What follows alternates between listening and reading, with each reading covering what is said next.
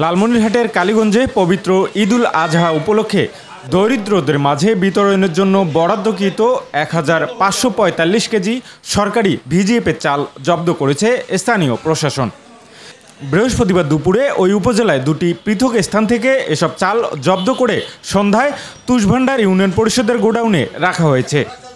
স্থানীয়দের অভিযোগ, তুষভান্ডার ইউনিয়নের ১, ২ ও ৩ নং ওয়ার্ডের সংরক্ষিত নারী সদস্য আরজিনা বেগম ত্রাণের এসব চাল কালোবাজারে বিক্রি করেছেন।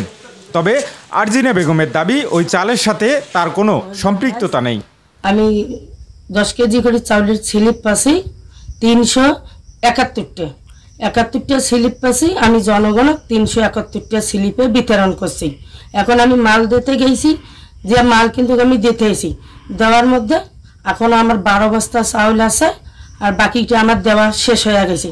তখন আমার একটু মহিলা মানুষ, আমার একটু ইয়ে হয়েছে। আর জনগণের এত ভিড়, চাপ, যারা স্লিপ পেয়েছে তারাও গেছে, যারা স্লিপ পায়নি তারাও গেছে। তখন আমি একটু বাইরে একটু খালি মানে দাঁড়ে একটু পান মুখর দেবে, এখানে একেবারে ইয়ে শুরু করে দিছে। তখন আমি চাল টেলতে এসেছি, স্লিপও আমার আছে, চাউলও আমার আছে। কিন্তু সাইমের গোডাউন থেকে যে চাউল উদ্ধার হলো, এই বিষয়ে কি বলবেন? আপনার কথা বলতেছে কিছু জায়গায় সাইমের, আমি সাইমুখ চিনি না, সাইমের কাছে আমি জানি না সাইমকে, আমি এখনো সাইমুখ দেখিয়ে নেই। কিন্তু মানুষ বলতেছে সাইমের কাছে আপনি চাল বিক্রি করছেন। মানুষ তো বলবে, কিন্তু আমি তো জানি না যে সাইমকে।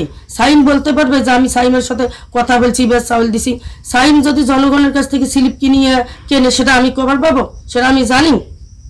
আচ্ছা, আপনাকে যে অপরাধী করা হচ্ছে, আপনি এর কি চান এখন? আমার যদি দোষ হয়, যদি আমি দোষী করি থাকি, প্রমাণ সাক্ষী দিতে যদি দোষী করি থাকি, তাহলে আমার যেটা হবে হইবে। আর যদি দোষী না থেকে, তা আমার ন্যায় বিশ্বাস চাই। আর ওই ইউনিয়নের চাল বিতরণের দায়িত্বে থাকা উপজেলা সমাজসেবা কর্মকর্তা সুকান্ত সরকার জানান, আর ওখান থেকে জব্দ করা হয়েছে, তাকে আমরা জিজ্ঞাসাবাদ করেছি। তিনি বলেছেন যে জাদু মিয়া নামে একজন চাল ব্যবসায়ীর কাছ থেকে তিনি চালটা ক্রয় করেছিলেন, কিন্তু তার কাছ থেকে যে চালটা জব্দ করেছি সেখানে কিন্তু গভর্নমেন্টের কোনো ইয়ে ছিল না, বস্তা ছিল না। বস্তাগুলো সাদা বস্তা, অন্যান্য বস্তা ছিল।